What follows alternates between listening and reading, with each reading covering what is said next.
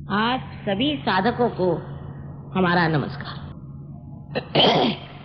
सबसे पहले जान लेना चाहिए कि सत्य है वही है, उसको आप बदल नहीं सकते, उसका आप वर्णन नहीं कर सकते और जैसा चाहे वैसा अपने मन से या अपने बुद्धि से उसको बदल नहीं सकते,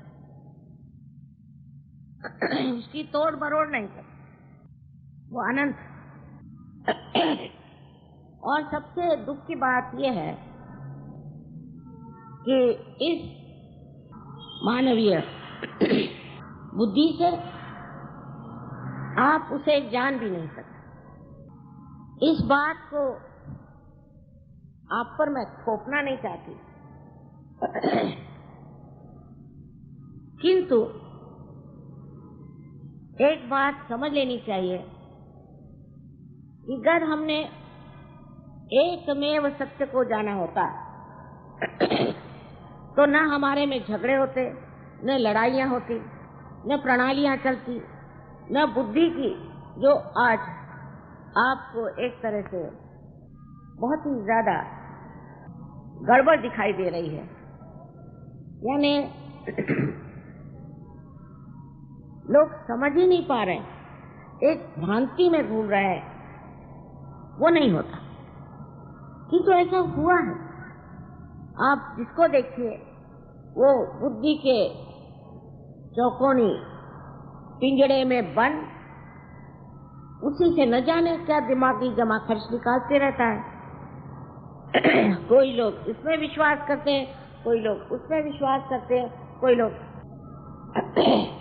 और ये एक प्रकार की बड़ी जबरदस्त अंधश्रद्धा है कि जो हमारे बुद्धि के में आ गया वो सही बात, किंतु सत्य इस बुद्धि से परे है।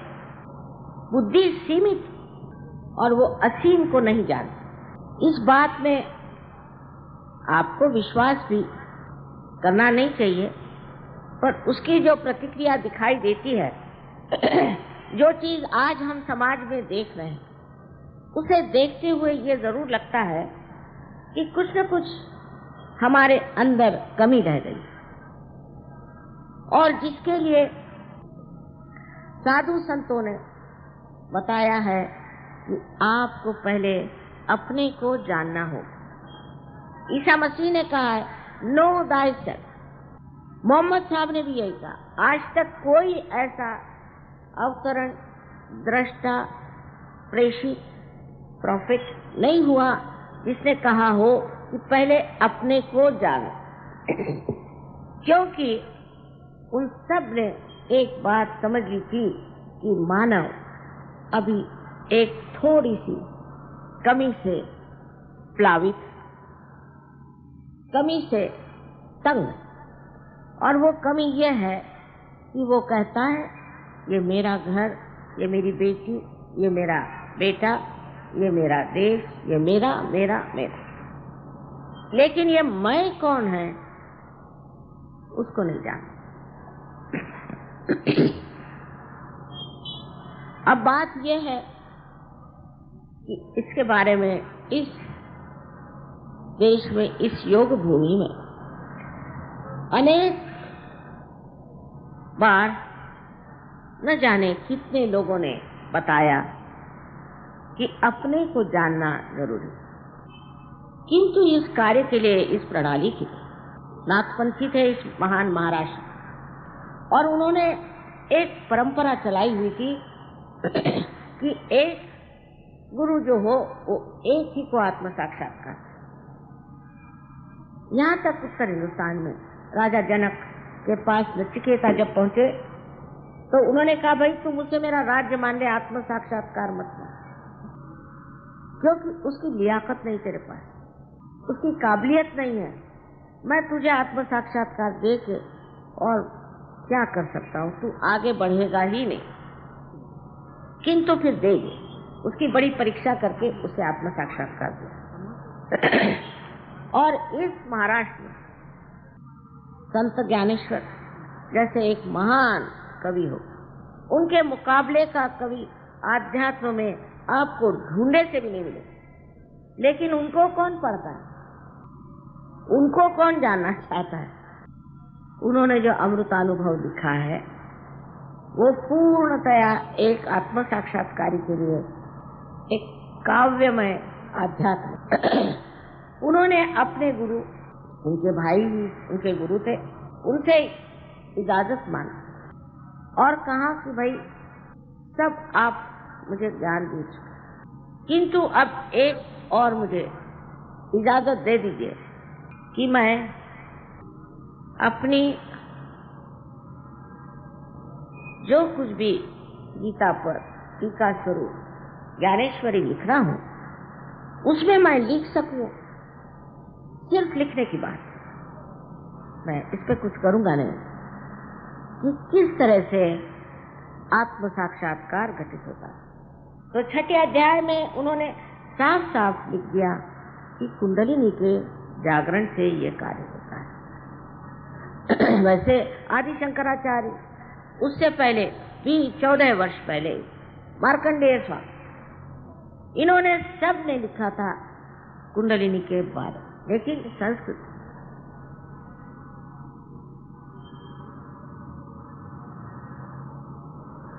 अब इन्हीं महानुभावों की वजह से, इन्हीं महान कवियों की वजह से और संत साधुओं की वजह से आज इस स्थिति में सहयोग पहुंच गया है कि एक साथ हजारों लोग भी पार हो सकते। अब जो भी मैं बात कह रही हूं उसमें आपको फिर से अंधविश्वास नहीं चाहिए, लेकिन एक शास्त्रीय दृष्टि से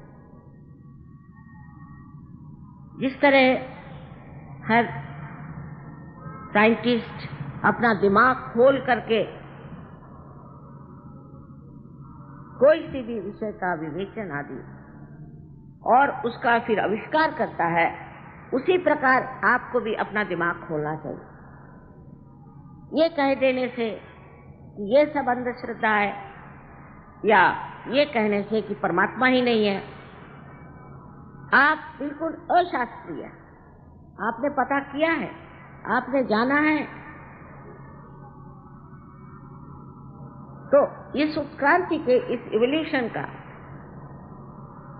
जो आज आपको फायदा हुआ कि आप इंसान बन के बैठे, उसी उत्क्रांति का कार्य यह है कि आपको उस स्थिति में पहुंचा दे जिसका वर्णन संत साधुओं ने किया। इसमें कोई नवीन बात नहीं। कबीरदास जी ने कहा, कैसे समझाऊं सब जग अंधा, और इस अंधेपन की वजह से ही इन संत साधुओं ने कहा बाबा बस होगा, ये समझना ही नहीं चाहते, ये जानना ही नहीं चाहते, तो ऐसों पे जबरदस्ती कैसे की जाए। लेकिन इस कलयुग में ये कार्य होने वाला है, ऐसा नल दमयंती के आख्यान में बहुत स्पष्ट रूप से लिखा, और उसके बाद नाड़ी ग्रंथ में भी भृगु मुनि ने बहुत स्पष्ट रूप से लिखा कि ये कार्य होगा।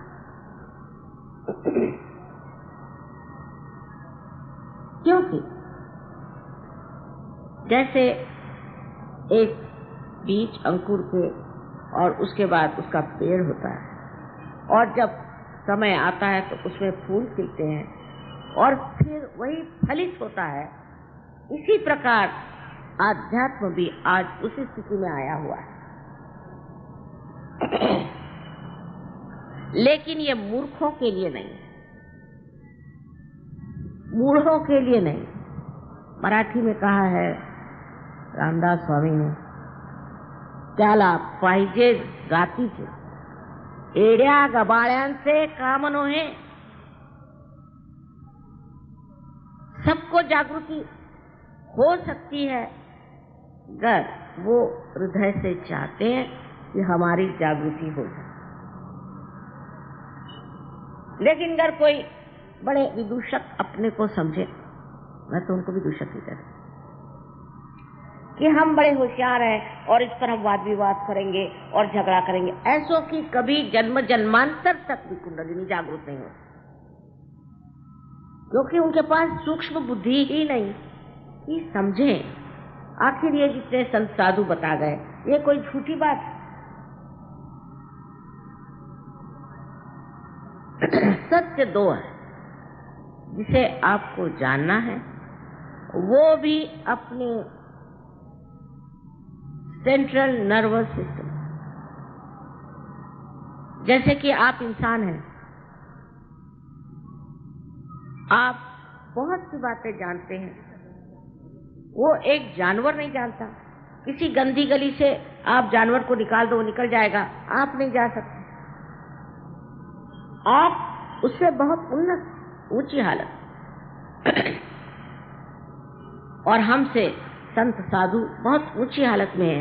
इतना तो आप लोग समझते हैं इस महाराष्ट्र में कम से कम।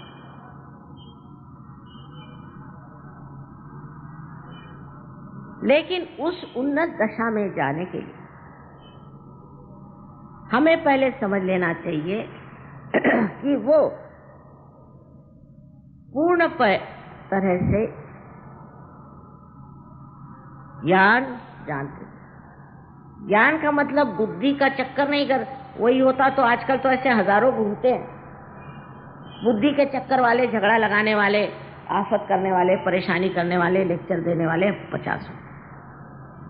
लेकिन ज्ञान का मतलब होता है कि अपनी सेंट्रल नर्वस सिस्टम पे जा।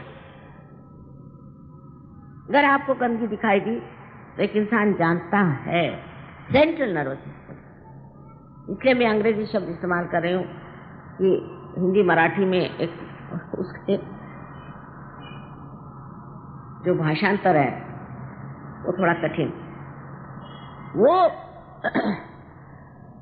जो ज्ञान बोध है, बोध होना। बोध माने क्या? हमें बोध हो। बोध को अंग्रेजी में कहेंगे हम अवेयरनेस। इस बोध को जब तक हमें अनुभव में जाना नहीं जानता, अनुभव में, तब तक ये ऊपरी ही जमा खर्च है। और इस जमा खर्च में दिमागी उलझनों के सिवाय और कुछ प्राप्त नहीं हो सकता।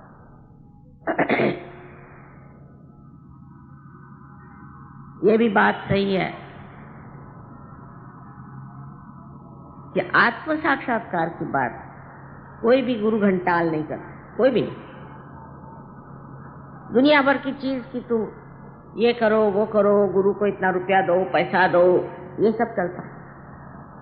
पर ये जो दो सत्य, उसे जानने की बात कोई भी गुरु घंटाल नहीं करते।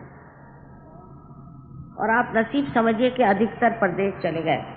एक रजनी जैसा यहाँ आके बैठा था, बाकी तो सब चले गए। और गांव गांव में है तो भी सत्य क्या है उसे आप जानते। सर्वप्रथम सत्य यह है कि आप ये शरीर, बुद्धि, मन, अहंकार आदि उपाधियां नहीं है। क्योंकि आप कहते हैं मेरी बुद्धि, मेरा मन, तो वो मैं कौन? किंतु आप स्वयं में शुद्ध आत्मा स्वरूप है। दूसरा सत्य है, यहाँ देखिए फूल है, बहुत सुंदर सुगंधित फूल है। हम इन्हें देखते हैं और जानते नहीं कि कितना बड़ा ये चमत्कार है कि कैसे ये फूल इस पृथ्वी से अनायास सहज आ गए। हमारा हृदय चलता है, हम जानते नहीं कि ये हृदय कौन चलाता। डॉक्टर से पूछे तो कहेंगे ऑटोनॉमस नर्वस सिस्टम। तो ये ऑटो है कौन? स्वयं चालित। स्वयं कौन है? ये आंख देखिए, एक बड़ा भारी कैमरा ही है, समझ, कमाल का कैमरा। और ये मस्तिष्क, ये ब्रेन तो एक बड़ा भारी कंप्यूटर। ये कैसे बना? एक छोटे से शिशु से ये कहां से कहां पहुंच गए? ये कैसे हो रहा है? हम कुछ इस बारे में सोचते भी नहीं और जानते भी नहीं और जानना भी नहीं चाहते। कारण जीवंत क्रिया कैसे घटित होती है हमें मालूम नहीं, इसलिए उस तरफ हम जाना नहीं चाहते। लेकिन ये जो जीवंत क्रिया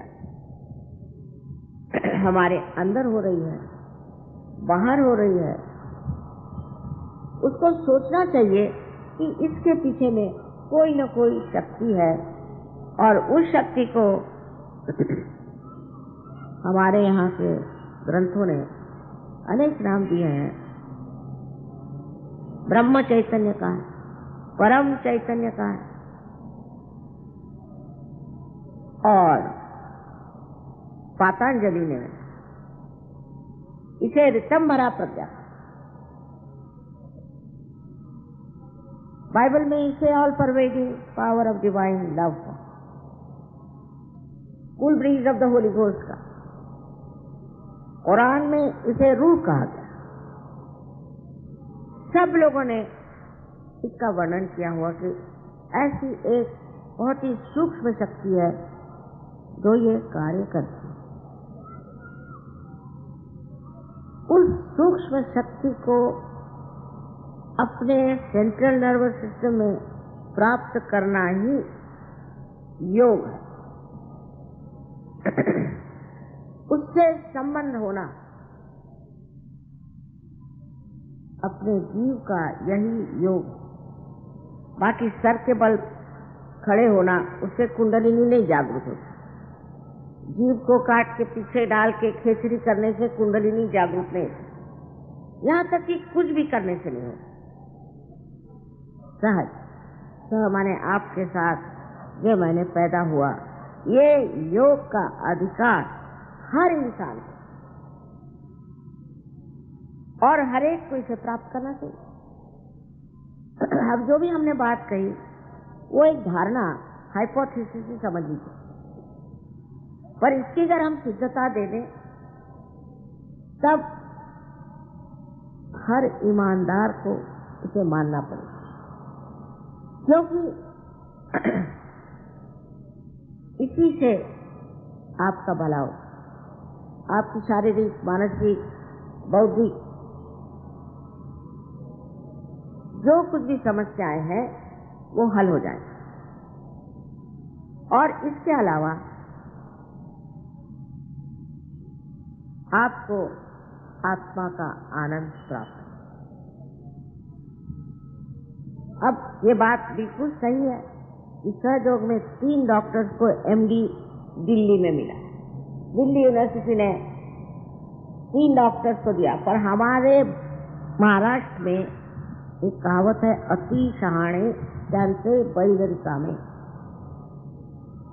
तो यहाँ के लोगों में अति शहाणपन आ गया।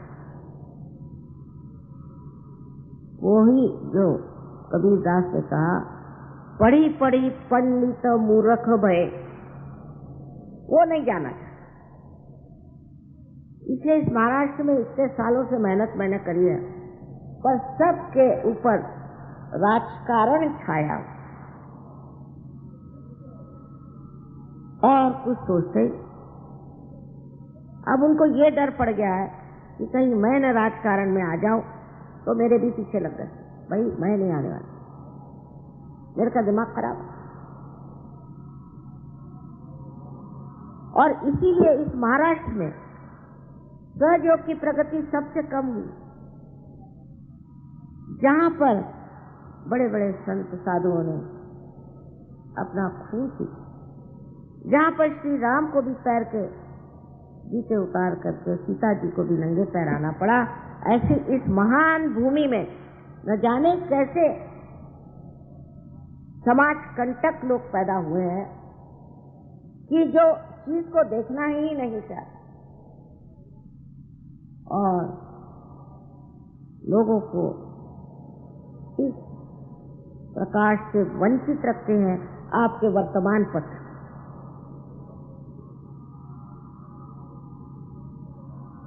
आश्चर्य की बात है कि दिल्ली में मैं तो कभी नहीं सोच सकती, हरियाणा, पंजाब, यूपी आग के जैसे सहयोग फैल गया और लोग जम गए। और इस महाराष्ट्र में जो जमे हैं वो भी महाराष्ट्र नहीं है ज्यादा। आह्वान है आप लोगों को कि ये साहबियत छोड़ करके और असलियत पर उतरो।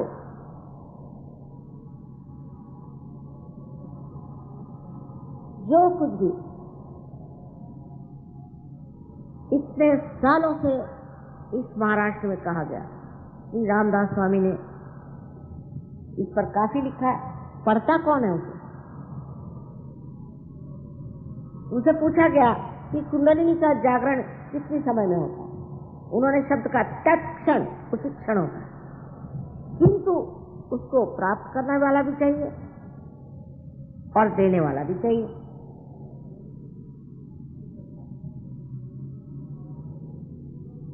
किसने नहीं इस पर मेहनत करी और किसने नहीं कहा?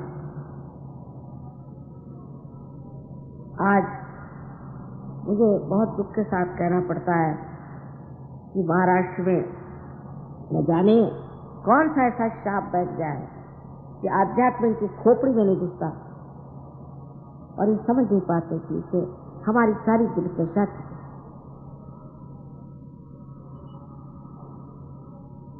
जब मैं ग्रीस गई मुझे बड़ा आश्चर्य हुआ।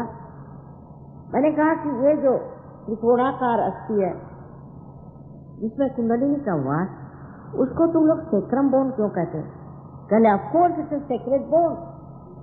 मैं हैरान।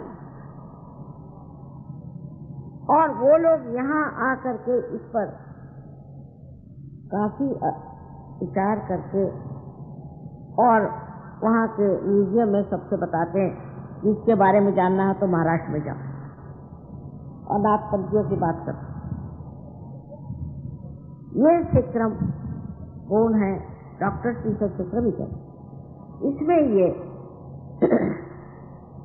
3.5 वलयों में, कुंडलों में ये शक्ति बसी और ये शक्ति आदि शक्ति का ही हमारे अंदर प्रतिबिंब है, रिफ्लेक्शन है। और उसी प्रकार हृदय में हमारे सदाशिव का प्रतिबिंब है आत्मा। ये आजकल के जमाने में इस बंबई शहर में कहना माने बिल्कुल ही अजीब चीज, क्योंकि अब हम लोग अंग्रेज हो गए। अंग्रेज चले गए, टोपियां अपने सर पे रख के चले गए और हम लोग अपनी जितनी भी कलाएं हैं, जितना भी ज्ञान है, उससे पूरी तरह से वंचित हो गए। आपको पता होना चाहिए कि अमेरिका, इंग्लैंड और ये सब जो देश है ये बहुत बढ़ गए, जैसा कोई वृक्ष बढ़ गया हो बाह्य में, लेकिन उसकी जड़ें यहाँ पर हैं। जब तक आप इन जड़ों को प्लावित नहीं करोगे और जब तक इनको ये ज्ञान नहीं दोगे, ये सारे देश खत्म हो रहे हैं, हो ही रहे, अंदर से ही खत्म हो रहे हैं। और इनसे सीखने लायक है क्या? इनको तो हमारे यहाँ म्लेच्छ कहते हैं। अभी एक किताब मैंने पढ़ी थी, ईसा मसीह शालिवाहन राजा को मिले कश्मीर में और उन्होंने पूछा कि तुम कौन हो भाई? बड़े साधु पुरुष हैं। उनका मेरा नाम है ईसा और मैं ऐसे देश से आया जहाँ सब म्लेच्छ रहे। उन्होंने कहा म्लेच्छ रहे, मल इच्छ, जिनकी इच्छा ही मल में है वो म्लेच्छ। और अब हम लोग भी उन्हीं के चरणों में जा रहे हैं। मल इच्छ म्लेच्छ। तो उन्होंने कहा फिर तुम यहाँ क्या कर रहे हो? यहाँ तो सब लोग निर्मल हैं, आप जाओ उन्हीं लोगों का भला करो और 3.5 साल बाद उनको वहां क्रूस पे लटका दिया। अपने देश का जो इतना ज्ञान, इतनी महान चीज, उससे हम लोग वंचित हो रहे हैं। और उसी ज्ञान में आप पाइएगा कि सबसे पहले अपने आत्मा को प्राप्त, अपने अंतरतम को जान। जब तक आप अपने अंतरतम को नहीं जानोगे, तब तक आप कोई भी चीज नहीं जान सकते।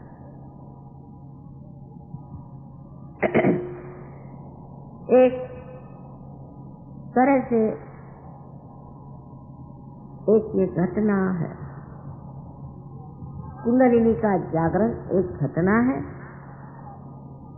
जो 6 चक्रों को भेद करके अंत में 7वां चक्र ये मानते हैं।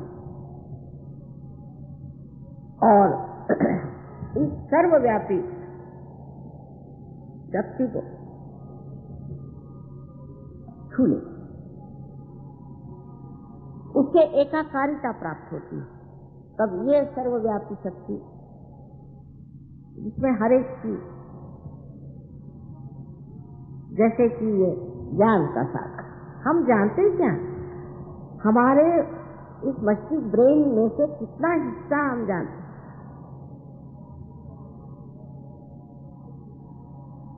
इसे कहते हैं ये प्रेम का सागर, और ये क्षमा का सागर, ये कृपा का सागर है, और ये आशीर्वाद का सागर। अब इसका अनुभव ये हुए, ये नहीं है, वो नहीं है, ऐसा करना है तो ऐसे लोगों के लिए चलिए, रामदास स्वामी ने कहा अल्पधारिष्ट पाए।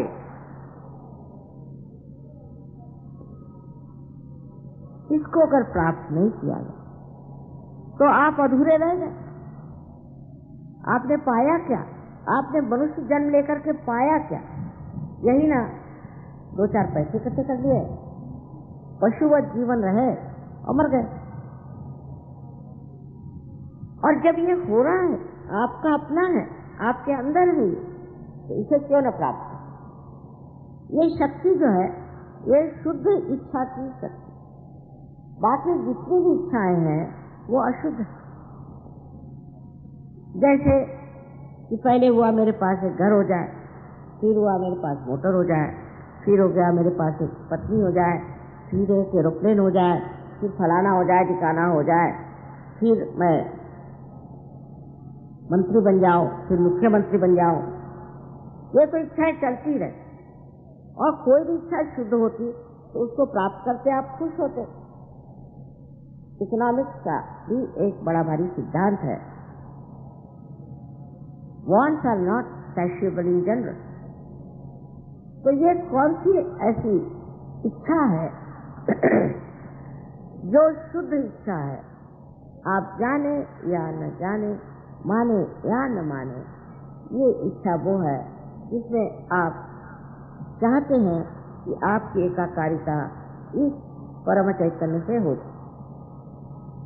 आप जानते नहीं, और बहुत से जानते भी हैं, समझते भी हैं, और बहुत से उद्दत हैं उसके।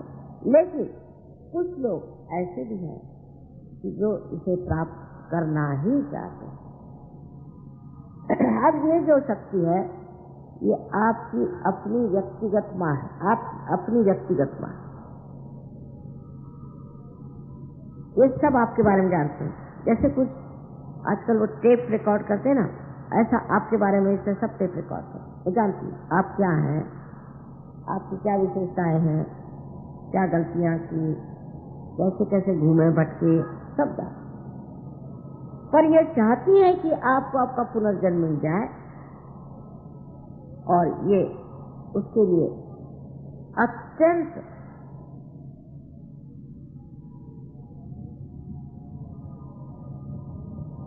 कहना चाहिए कि एक तरह से बिल्कुल तैयार, और इसीलिए सहयोग आज इस तरह से फलित होता।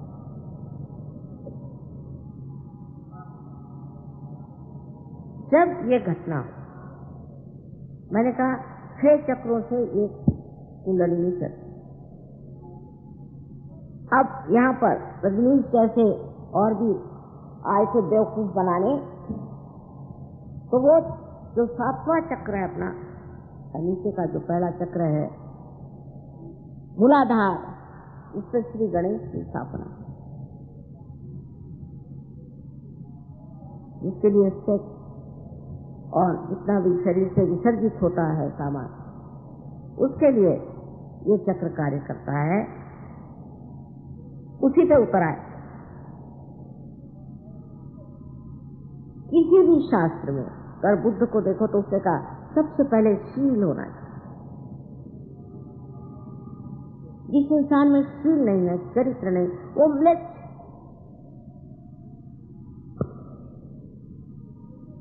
कौन सा धर्म ऐसा जिसमें कहा है कि आपका चरित्र अच्छा हो?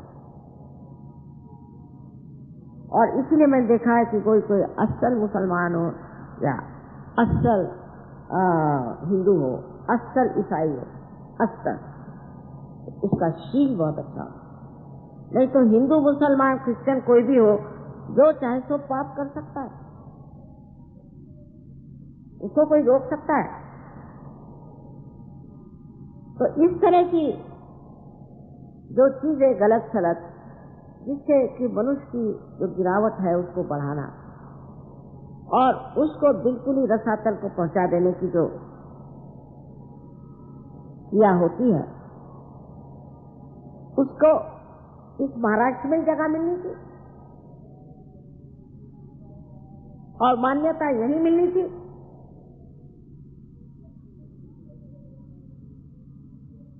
उसका क्या कारण हो सकता है?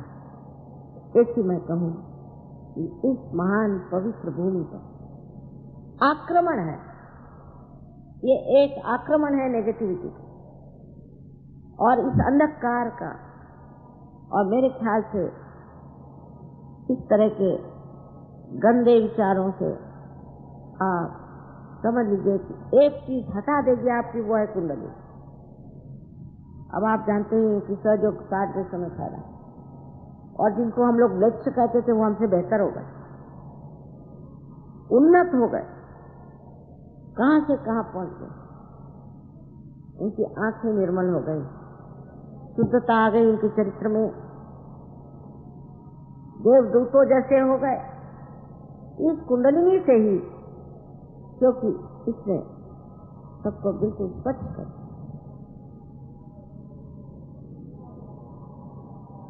जब ये ऊपर चढ़ती है तो ये सारे चक्रों को प्रकाशित करते हैं। अब आप संसार के सारे दुख और समस्या को देखें तो आप समझ सकते हैं कि ये दुख और ये समस्या है मनुष्य नहीं बनाई है अधिकतर। उसका कारण यह है कि इनके चक्रों में खराबी, और अगर ये चक्र ठीक हो गए तो मनुष्य की जो कुछ समस्याएं वो ठीक हो जाएंगी, क्योंकि मूलभूत इन चक्रों के ही कारण हम बीमार होते हैं, इन चक्रों के ही कारण हम संतप्त होते हैं, लड़ते हैं, झगड़ते हैं और भावनाओं में बह जाते हैं। इसी के कारण हम दूसरों से द्वेष करते हैं। मानसिक तकलीफें इसी से होती हैं। जो कोई भी मनुष्य को तकलीफ है वो सिर्फ चक्रों के बिगड़ने से होती है। अगर ये चक्र ठीक हो जाए और प्रकाशित हो जाए तो इनकी शक्ति से सब चीज ठीक हो। अब ये चक्र है कि नहीं, इसकी सिद्धता देने के लिए सहयोग। हर एक चीज जो हम कह रहे हैं उसका प्रमाण साइंटिफिक प्रमाण है और साइंस से आप इसको प्रूव कर सकते हैं। किस तरह से लोग ठीक होते हैं, किस तरह बीमारियां ठीक होती है, इसका कोई हम रिकॉर्ड नहीं रखते, क्योंकि ये सब प्यार का कार्य है, प्रेम का कार्य है। उसके लिए कोई उसका रिकॉर्ड रखता है क्या? माँ कहीं लिख के रखती है मैंने कितने बार इसको दवा दी, कितना इसको प्यार किया, इसके कितने बार पैर दबाए, इसका रिकॉर्ड नहीं, लेकिन प्रत्यक्ष ये साइंस जैसी चीज नहीं। साइंस तो फिर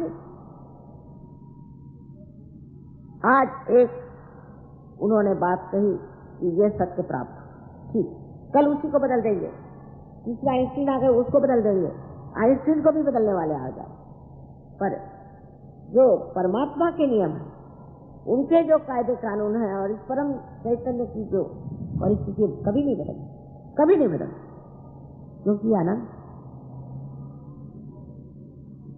और ये परम चैतन्य सब कुछ सोचता है, समझता है। सबसे बड़ी चीज है ये आपसे प्यार, इसको प्राप्त करना बहुत आसान है और उसे आप प्राप्त करें और उससे आप प्लावित हों। उसके लिए आप पैसे ऐसे नहीं दे सकते। ये जीवंत क्रिया, जैसे कि एक बीज लेकर के आप माँ के उदर में डालते हैं, वो अपने आप प्रस्फुटित होता है। उसको क्या आपको पैसा देना पड़ता है क्या पृथ्वी तक को? भाई उसमें भी ये चीज बंधी हुई है, बिल्ट इन है कि किसी भी चीज को वो प्रस्फुटित करे, किसी भी बीज को प्रस्फुटित करे, और बीज में भी ये सारी चीज बनी हुई है कि वो प्रस्फुटित हो जाए। उसके लिए आप क्या पैसे देते हैं? पैसा तो मनुष्य का सरदर्द है, परमात्मा को कोई पैसे समझता है क्या? तो पहली चीज ये समझ लेना चाहिए कि इस चीज के लिए आप पैसा नहीं दो, और आपका अधिकार है कि क्या प्राप्त, यह आपकी अपनी शक्ति, इसमें हमारा कोई लेना देना नहीं। कोई आपसे किसी भी तरह से आप कर कोई भी उपकार लादा नहीं, यह आपका अपना आपने प्राप्त किया।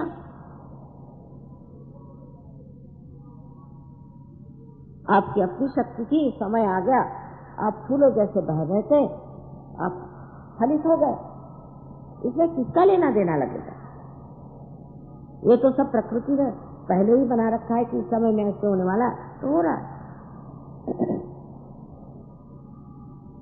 तो ये आपकी अपनी चीज है, आपके पास है, आपको ये बहुत सहज सुलभ मिल सकती, किसी भी धर्म जाति कुछ भी, क्योंकि धर्म तो बाह्य में, अंदर का धर्म जब जागृत होता है तो वो आदमी असल में धार्मिक होता है। उसको फिर बताना नहीं पड़ता कि तू ये मत कर, तू ये मत कर, तुझे वैसा नहीं करना चाहिए, वैसा नहीं करना, ऐसे कभी नहीं बताएगा। वो अपने आप से ही घटित होता है।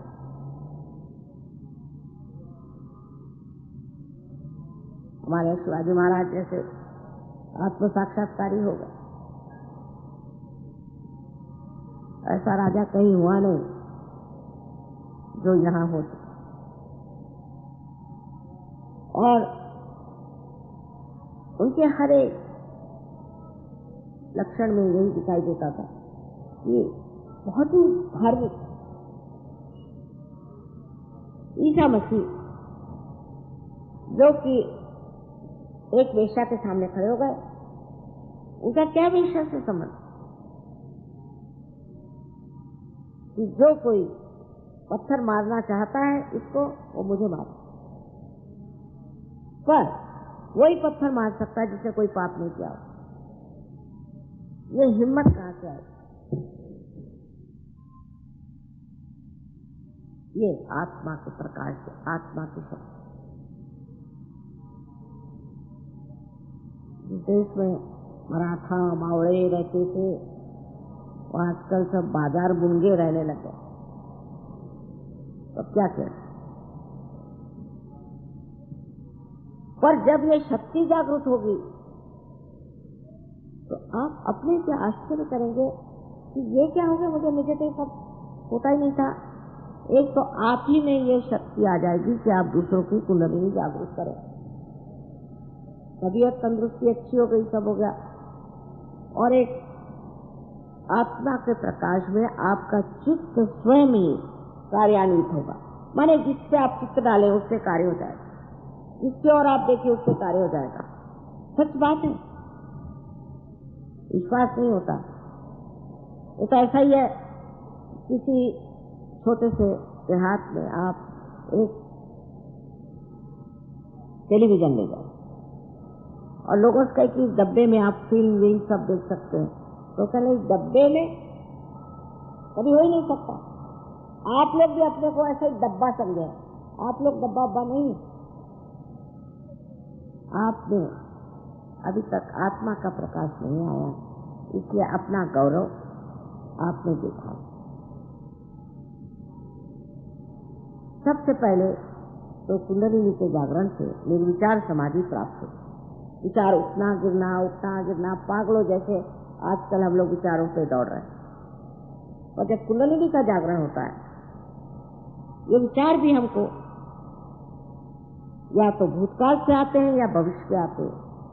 इस वर्तमान काल के लिए मैं करता हूँ, इस वर्तमान काल में उतरे। पर जब ये घटना होती है हठात, तो ये विचार हट जाते हैं बीच की जगह, जिसे विलंब कहते हैं। वही वर्तमान है, वहां विचार हो जाते हैं। पर पूरी तरह से आप सतर्क माने अवेयर, इसे थॉटलेस अवेयरनेस चाहिए। और दूसरी स्थिति जब आती है, थोड़ा लगना पड़ता है। इस कनेक्शन भी तो लूज होते हैं ना, उसी तरह से आपके भी कनेक्शन कभी कभी लूज होते हैं। जब वो पूरी तरह से जम जाते तो दूसरी स्थिति आती है, उसे निर्विकल्प समाधि करते, यानी विकल्प नहीं रह जाता, आप स्वयं ही अपने गुरु हो जाते हैं और सारी शक्तियां आप में जागृत होती। इसी तरह से सहयोग आज सब जगह फैल रहा है, क्योंकि एक को जागृति दी, वो अपने गांव में गया, वो 10 को जागृति दिया, फिर वो 10 औरों को जागृति।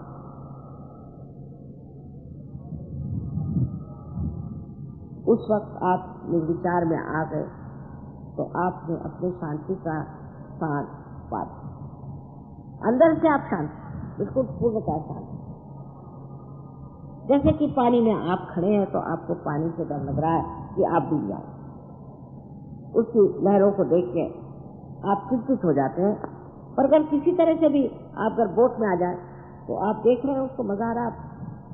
पर अगर समझ लीजिए आपने सीख लिया तैरना, तो आप कूद करके और भी लोगों को बचा सकते। इसी प्रकार सहयोग में आपकी प्रगति होती। कोई कोई लोग तो जिस दिन सहयोग में प्राप्त किया उसी दिन जम गए, ऐसे भी मान लोग। और बाह्य में कुछ नहीं, हाँ मुंह पे चमक आ जाती है, उम्र कम लगने लगती है, चलो इसी बहाने आ जाओ सहयोग में। क्योंकि आजकल को तो सबको उम्र कम लगने की बीमारी लगी। खासकर अमेरिका में अगर आप जाइए तो 90 साल की बुढ़िया भी चाहेगी कि मैं 17 साल की लगूं। हाथ उनका हिलता रहेगा और वो जाएगी शेख डांस से, काय को जाने का, आपका हाथ अभी पहले से हिलता। बहरहाल वो लोग बेवकूफ हैं, उनको छोड़िए। आप लोग समझदार इस महान देश में पैदा हुए। तो जो अनेक बाह्य में चीजें होती हैं गति, वो तो होनी ही सहज में, लेकिन जो अंदर होता है वो बहुत कमाल का है कि आपका चित्त ही आलोकित हो जाता है। फिर आपको सच मालूम होता है, आपके उंगलियों में ये 5, 6 और 7 चक्र हैं और ये आपके भूतकाल, आपके भावनाएं, इमोशंस, और इस हाथ में इसी प्रकार जो 7 चक्र हैं वो आपके शारीरिक और बौद्धिक, समझ लीजिए सिंपैथेटिक नर्वस सिस्टम की एंडिंग है। और उस पर आप जान सकते हैं कि आप कहाँ तक हैं क्या। तो आप अपने बारे में जान सकते हैं अपने उंगलियों पर, ऑन योर फिंगर टिप, उंगलियों पे आप जान सकते हैं कि आपका कौन सा चक्र पकड़ा है।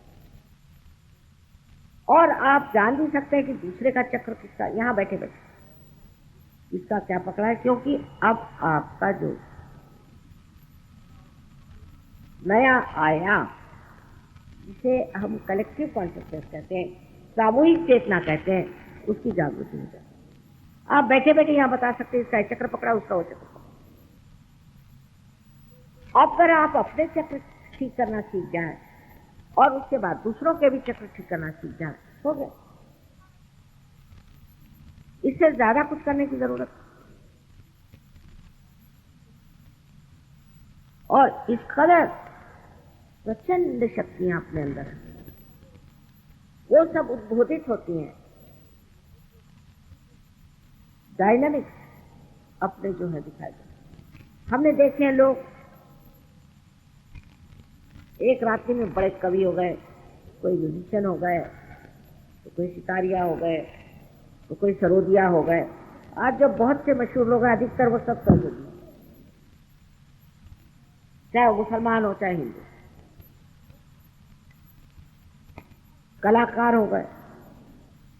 ये सब शक्तियां आपके अंदर निहित हैं, आपकी अपनी हैं, और उसको प्राप्त करने का समय आ गया। आप अपने बारे में जानते ही नहीं, इसीलिए कहा है नो दायित्व। इसका मतलब यह नहीं कि बैठ के कहो मैंने ये पाप किया, मैंने ये किया, वो किया। अरे जो हो गया सो हो गया। अब सिर्फ आपको वर्तमान में उतरना है, जहां न भविष्य और न ही भूतकाल है। जो किया सो गया और जो करने का सो नहीं है। जो आप हैं उसे आप प्राप्त करें, वो जो शुद्ध आत्मा। और जो सबसे बड़ी इसकी उपलब्धि है, मैं कहूं, वो है आनंद। हम लोग सुख और दुख मानते हैं। जब हमारा अहंकार बढ़ाया गया तो बड़े आनंद में आ गए, और जब उसमें थोड़ा सा सेंध लग गया तो बड़े दुख हुए। लेकिन आनंद ऐसी चीज है, ऐसी स्थिति है कि जिसमें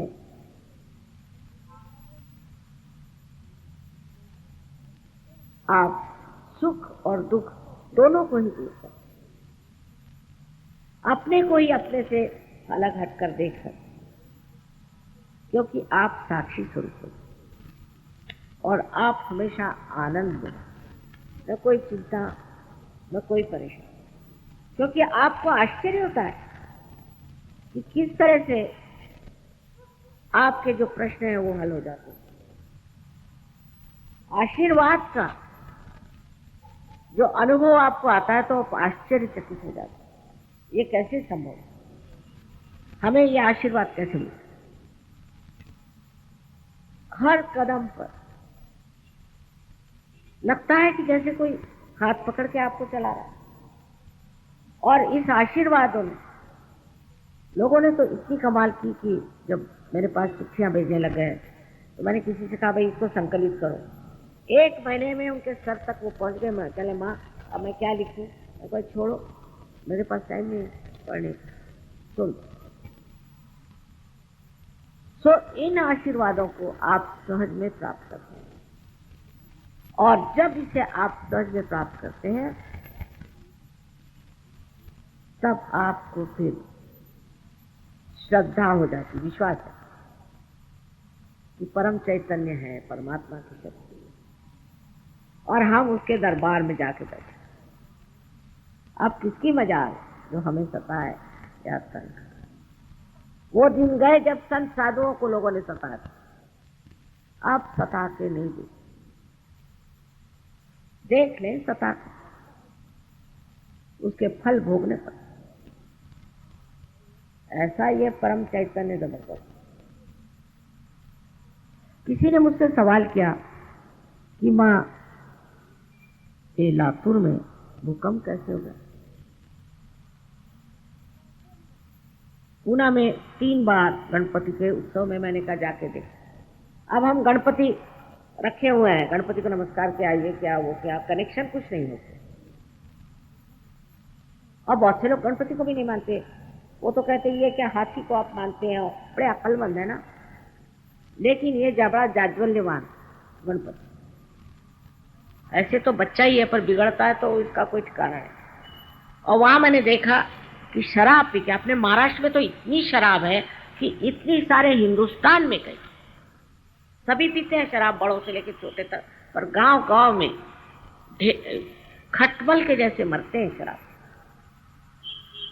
और उस गणपति के सामने में शराब पी करके गंदे सिनेमा के गाने लगा करके और डिस्को जैसा गंदा नृत्य हो रहा हर जगह।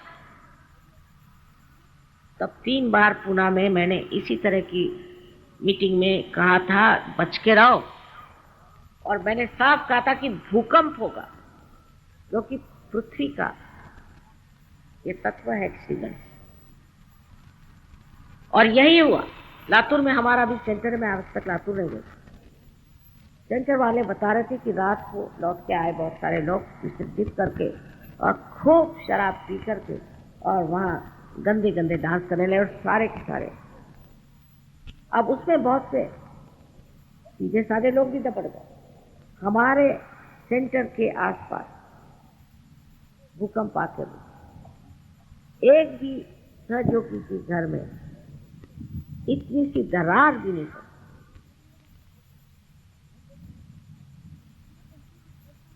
तो आज ऐसा समय कि आपको परमात्मा से डरना पड़ेगा। गलत काम जो हो रहे हैं इन सब को ठीक करना है, और होंगे एक के बाद एक, लेकिन आप कम से कम बचे, संभल के। जब ये आनंद की सृष्टि आपके अंदर आ जाती है, तब फिर आप क्यों इन गलत चीजों में जाए। ये सब आप सोचते ना कि बड़ा प्लेजर है, बड़ा आनंद है, पर जब आनंद ही आपके अंदर बह रहा है तो ये कौन। जब आपके पास स्वयं गंगा ही बह रही है तो आप क्यों इन गटरों में पानी पीने जाएंगे। आज अपने बच्चों को बचाने की जरूरत है इस पाश्चिमात्य गंदी संस्कृति से। वहां तो मरे जा रहे हैं लोग, सारे नष्ट हो रहे हैं अंदर से। इन बच्चों को बचाइए। आजकल के सिनेमा, आजकल की ये सब चीजें, इससे सिर्फ पैसा कमाना ही हमारा भारतीयों का धर्म नहीं। धर्म कमाना, पुण्य कमाना हमारा धर्म। ठीक है, जहां धर्म होगा वहीं हर तरह की समृद्धि होगी। एक दिन ऐसा आगा कि ये देश बहुत समृद्ध होगा, इसमें मुझे शंका नहीं। किंतु पहले इस समृद्धि को झेलने की शक्ति आप में होगी। 100 रुपया किसी को दे दीजिए तो चले गए वो गुत्ते पर शराब पी। ऐसे लोगों के लिए बेहतर है कि वो समृद्ध ही ना हो। अब एक सोच समझ होना, एक विचार होना, अगर हम इतने गौरवशाली हैं और हमारे अंदर इतनी शक्तियां निहित हैं जिससे हम आनंद के साम्राज्य में जा सकते हैं, तो क्यों ना हम इसे प्राप्त करें।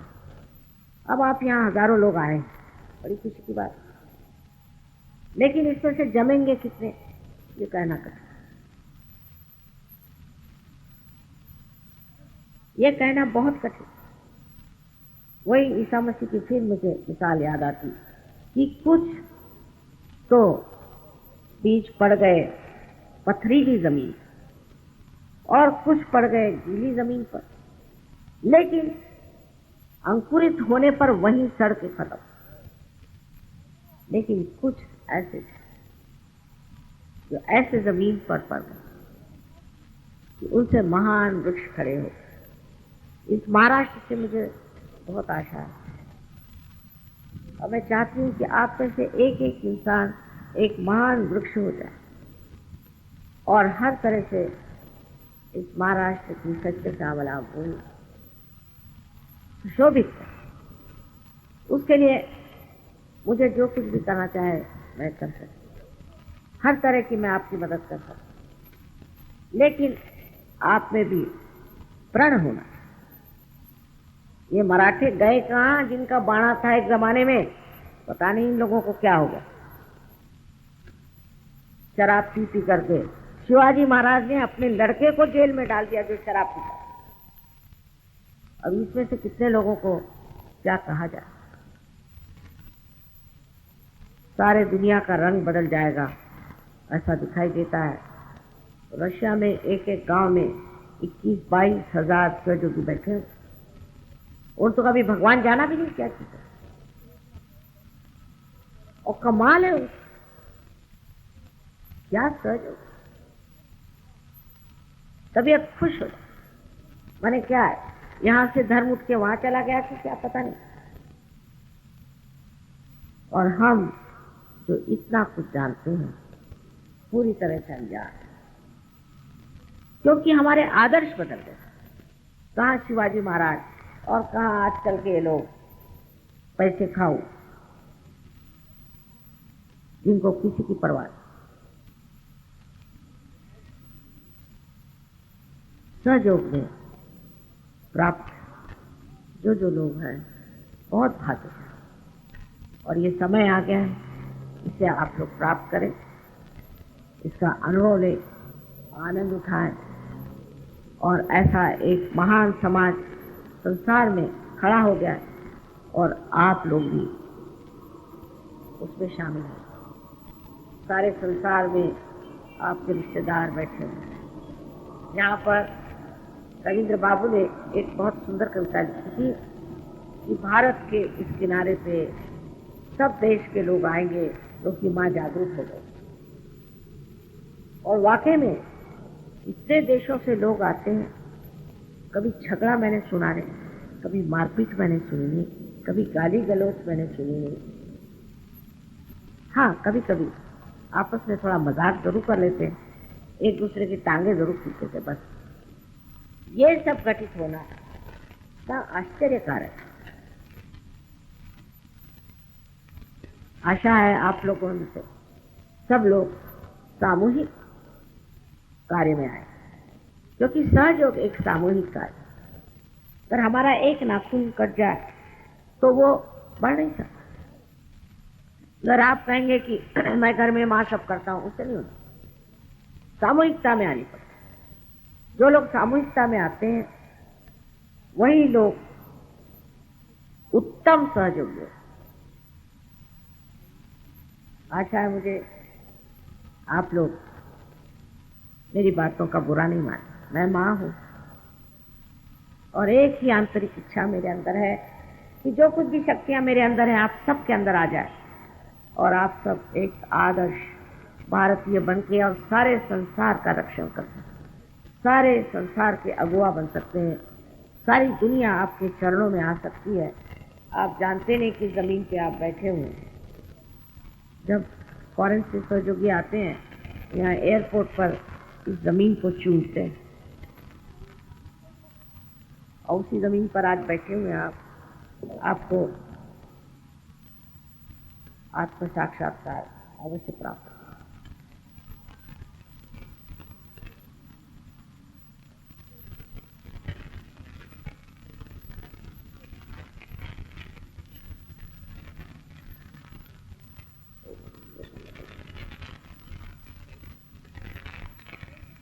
अभी डोळे भरून येत आहेत, सारखे डोळे भरून येत आहेत। महाराष्ट्रात एवढी मेहनत केली, डोळे बघतात।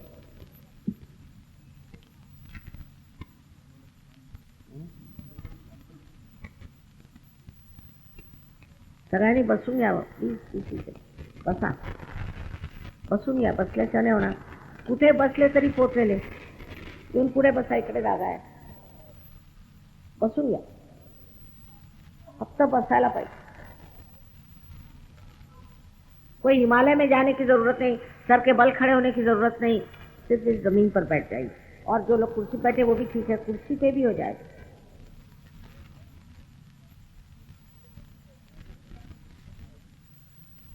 इकडे येऊन बसवा, काही मंडळी इकडे बसले तर चालेल, कुठे बसले हां, मी हिंदी भाषेत बोलले, मराठीत बोलले नाही. बता. अब प्रश्न है लोगों के दिमाग में, किसी किसी का तो होते ही है, और उसका उत्तर भी देना जरूरी होता है. नहीं तो जब कुंडलिनी चढ़ेगी उसी वक्त आपको ख्याल आएगा कि माँ मैंने ये सवाल नहीं पूछा. और आपसे मैं बताऊं, अब मैं 23-24 साल से मेहनत करें और सब तरह के प्रश्न का मैं उत्तर दे सकती हूँ. मैं बहुत होशियार. तो काय को दिमागी जमाखट, मेंटल एक्रोबैट, उससे कुछ कुंडलिनी जागरूक नहीं होती, क्योंकि बुद्धि से परे है कुंडलिनी. बसा.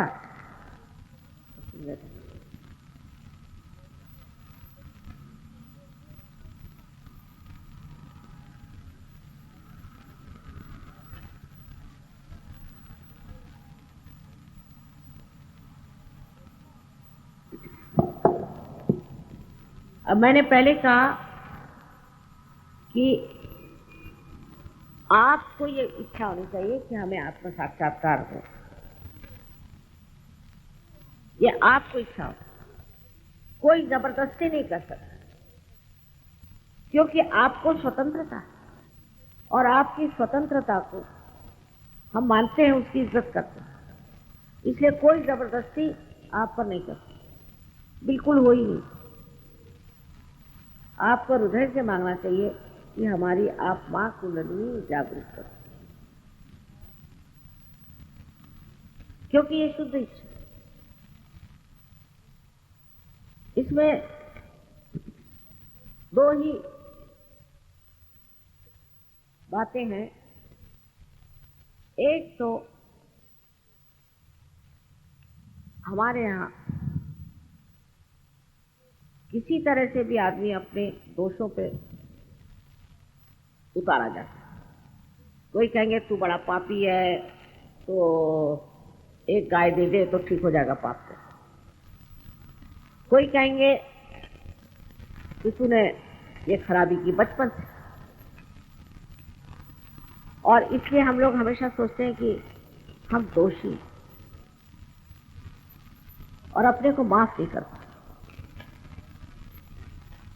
तो कृपया अपने को आप पहले माफ करो. माफ करो, आपने कोई गलती नहीं. इस मोमेंट, वर्तमान में, इस वक्त आपने कोई गलती नहीं करी. इसलिए पहले तो आप अपने को माफ करो. ही पहिली अट आहे की स्वतःला आधी क्षमा करा.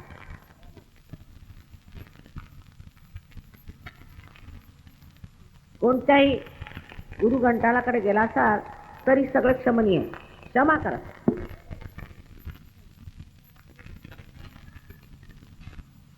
कोणत्याही गुरु घंटाळाकडे गेला असाल तरी सगळं क्षमनीय. क्षमा करा,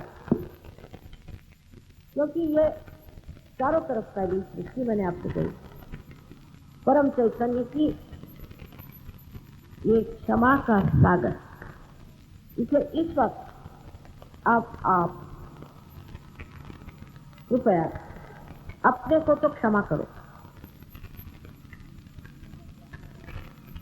कोई सी भी न्यूनता अपने अंदर मत करो. और दूसरी बात कि दूसरों को भी आप क्षमा. दूसरों को क्षमा करने में उनके बारे में सोचना नहीं, विचार नहीं करना, कुछ उनको बस क्षमा करो. एक साथ क्षमा करें. क्योंकि हमारा जो ये चक्र है, तो कि अंग्रेजी में ऑप्टिक चार्जमा कहते हैं, उसके बीचों बीच ये आज्ञा का चक्र, ये ऐसा संकीर्ण चक्र, बड़ा संकीर्ण. अगर आप क्षमा नहीं करेंगे तो और भी संकीर्ण हो जाए, और भी संकीर्ण हो जाए. क्षमा करके ये खुल जाए. और जब अपने को दोषी समझते हो तो ये चक्र पकड़ता है, और इससे स्पॉन्डिलाइटिस, अंजाइना और अनेक बीमारियां होती हैं इस चक्र से. Left issue.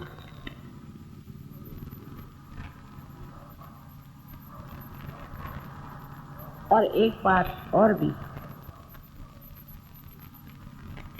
जो समझी जा सकती है कि हम किसी को क्षमा करें या न करें, हम कुछ भी नहीं करते, क्या करते। पर हम जब किसी को क्षमा नहीं करते तब हम गलत हाथों में खेलते हैं और हम अपने को दुख देते हैं, तकलीफ देते हैं। इसलिए सबको एक साथ आप क्षमा करें। सबको एक साथ क्षमा करने का मतलब यह है कि बस आप कह दो, माँ मैंने सबको एक साथ क्षमा कर, और कुछ पूर्ण हृदय से 3 बार हृदय से कह दो, मैंने सबको एक साथ क्षमा कर और मैं दोषी नहीं। क्योंकि यही 2 चक्र बहुत ज्यादा रास्ता रोकते हैं, अड़थड़े देश रहते हैं।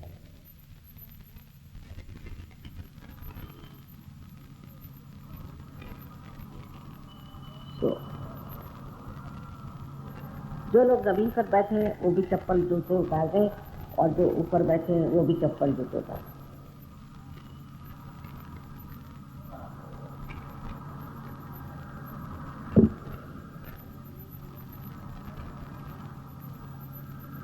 और दोनों पैर जो लोग कुर्सी पे बैठे हैं अलग अलग रखे, क्योंकि ये 2 शक्तियां, भाई छोटे से लेक्चर में मैं सब कुछ नहीं बता सकी, पर आप सब कुछ जान जाइए। दोनों पैर अलग अलग,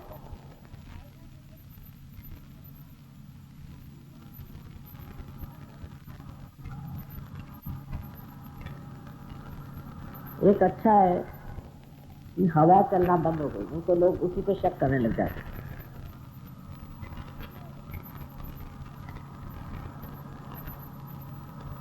चश्मा भी उतार ले तो अच्छा ही फायदा करेगा।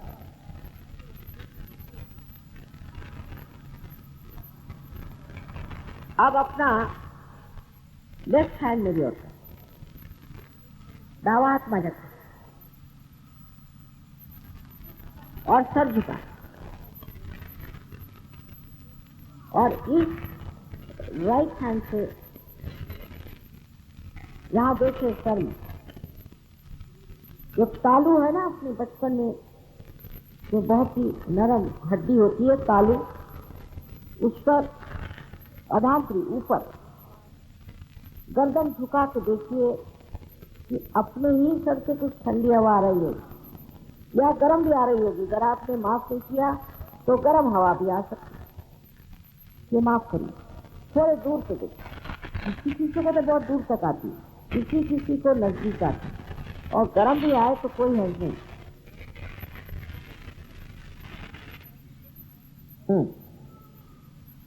सर झुकाई, सर झुका, सर झुका के देख, अधांतरी बघा, टाळूवर मान खाली घाला, बघा बरं।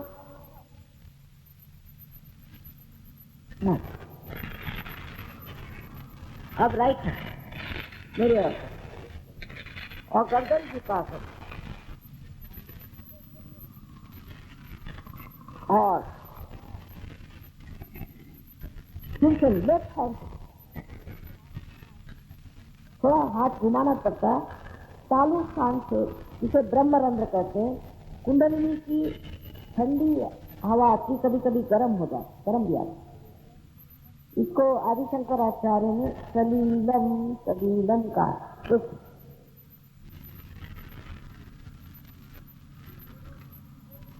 अब लेफ्ट हैंड फिर से सर झुका,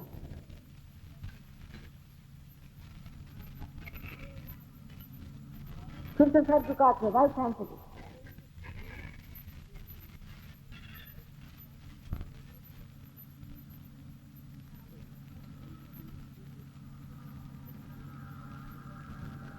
अब दोनों हाथ आकाश की ओर करें, और इसे कितना प्रकाश, आकाश की ओर देखें, और एक सवाल तीनों में से कोई सा भी एक सवाल 3 बार करना। पहला प्रश्न तो यह है कि मां ये क्या परम चैतन्य है?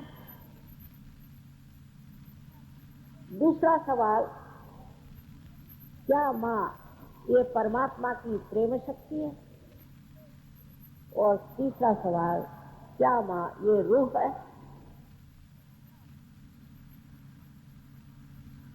इसमें से कोई सा भी सवाल आप 3 बार पूछ लें।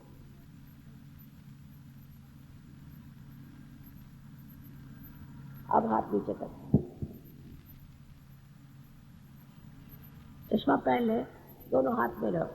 टोप्या काढा, इकडे कशाला टोप्या पाहिजे? टोप्या काढून बसा. आईसमोर आपण ते टोप्या घालून जात नाही.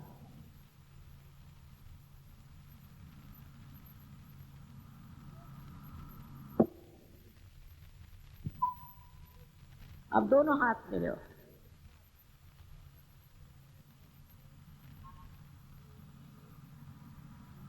और मेरी ओर देखें और सोचे ना, सोचे ना.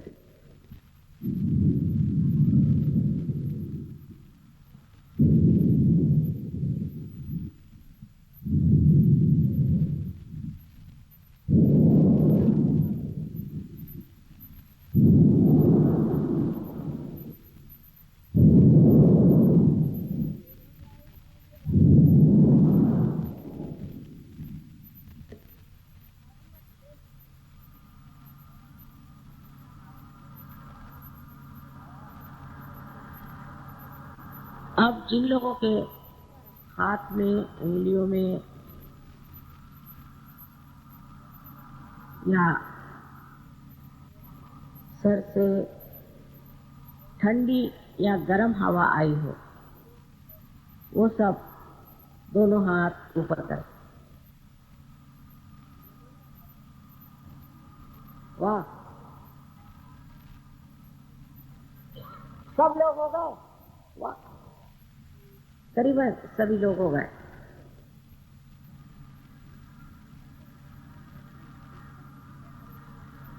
हमारा अनंत आशीर्वाद. आपको सुबुद्धि हो कि आप इसमें गहरे उतरे. अब इसके अनुभव आपको आए. अपने आत्म साक्षात्कार की पूरी इज्जत करनी चाहिए. स्वतःच्या आत्मसाक्षात्काराची पूर्ण काळजी घ्यायला पाहिजे आणि त्याची प्रतिष्ठा ठेवली पाहिजे. त्या प्रतिष्ठेतच सर्वांचा उद्धार आहे, सर्व जगाचा उद्धार. तेव्हा माझी कळकळीची सगळ्यांना विनंती आहे की आता स्वतःवर श्रद्धा ठेवा, प्रेम आणि अनंत आशीर्वाद येतो. अनंत आशीर्वाद, सबको अनंत आशीर्वाद. एक आध दूसरे को नहीं हुआ हो तो कोई न कोई वजह होती है, तो भी हमारे सेंटर पे आकर के वो अपना प्रश्न ठीक कर. आप ज्यादा बात न करते हुए शांतिपूर्वक घर जाए. इस पे कोई डिस्कशन, आर्ग्यूमेंट हो नहीं सकता. दशा और है ये.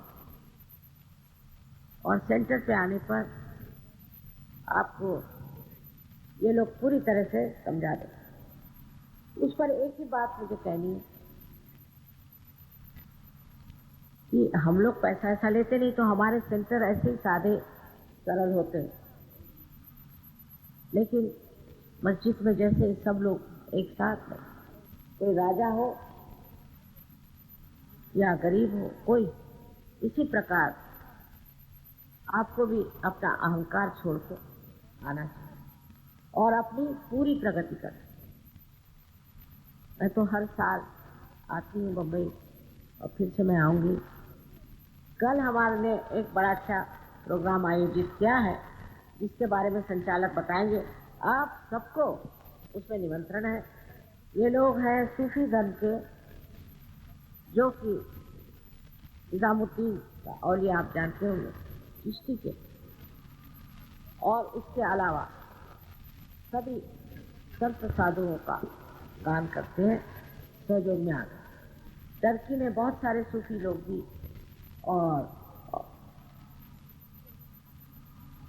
और भी जगह बहुत से सूफी अब सहयोग में आ गए।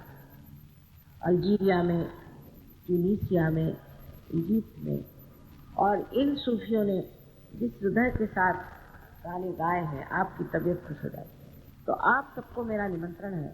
मुझे नहीं मालूम कहाँ से हो।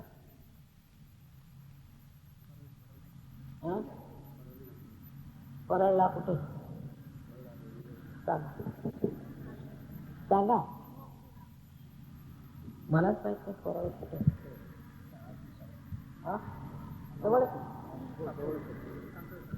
अशी सांग. लहान होतं ना, कव्वाली कव्वाल. बरेल में रेलवे का एक वर्कशॉप है जिसका बड़ा भारी मैदान है। जैसे कि आप परेल का जो फ्लाईओवर है, जब आप दादर टीटी से निकलते हैं और परेल का जब फ्लाईओवर आता है, लेफ्ट हैंड से जो रास्ता केईएम हॉस्पिटल की तरफ जाता है, वहीं से आप सीधे चले आइए लालबाग की ओर, तो रास्ते के राइट हैंड साइड पर यह ग्राउंड है। फिर एक बार बताते हैं, परेल का एक रेलवे वर्कशॉप जिसे कहते हैं उसका ग्राउंड है। जब आप दादर टीटी से निकलकर परेल की ओर बढ़ते हैं और जब परेल का फ्लाईओवर जब आप पास करते हैं और जब लालबाग की तरफ आप बढ़ते हैं, तब कुछ ही अंतर पर, फ्लाईओवर खत्म हो जाने के बाद कुछ ही अंतर पर राइट हैंड साइड पर यह रेलवे का वर्कशॉप है। काफ़ी बड़ा है। तो यहाँ पर कव्वाली का प्रोग्राम है। आप सब लोगों को यहाँ पर आने का निमंत्रण है। प्रोग्राम जो है यह 7 बजे आरंभ होगा। कृपा करके आप सब लोग यहाँ पर तशरीफ लाएं।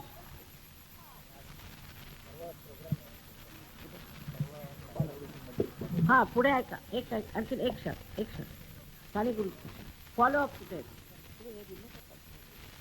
आने वाले शुक्रवार के दिन, यानी कि परसों दिनांक 25 फरवरी के दिन शाम को 6:30 बजे साने गुरुजी विद्यालय, शिवाजी पार्क, माने यही हमारा जो केटरिंग कॉलेज है, इसी के पीछे वाली जो गली है, या एंटोनियो डी सिल्वा टेक्निकल हाई स्कूल है, कैडल रोड, उसी के पीछे जो गली है, वहाँ पर एक फॉलो प्रोग्राम हमने आयोजित किया है। तो वहाँ पर कृपा करके आप 6:30 बजे तशरीफ़ लाएं। आप सबको बड़े हृदय से हार्दिक निमंत्रण है। फिर एक बार बताते हैं, साने गुरुजी विद्यालय, शुक्रवार दिनांक 25 फरवरी शाम को 6:30 बजे, एंटोनियो डी सिल्वा टेक्निकल हाई स्कूल के पीछे कैडल रोड। और आपके यहाँ पर ये जो दोनों स्क्रीन्स आपको दिखा दे रहे हैं, वहीं पर भी यह जो एड्रेस है यह फ्लैश किया गया है। आप चाहें तो नोट कर सकते हैं। जय श्री माता जी।